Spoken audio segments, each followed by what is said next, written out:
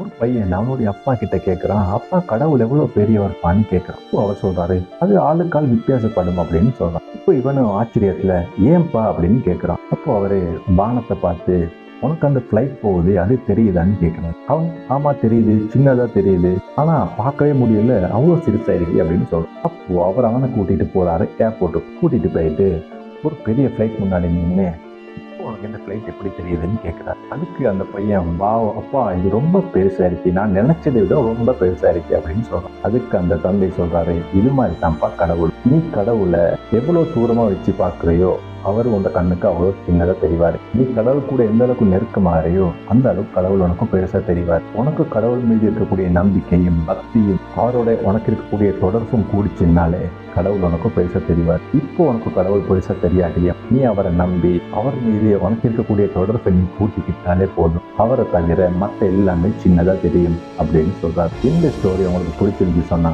கட்டாயம் கமெண்ட் பண்ணுங்க, லைக் பண்ணுங்க, மற்றவங்களுக்கு பார்த்துட்டு ஷேர் பண்ணுங்க. தேங்க்ஸ் ஃபார் வாட்சிங்.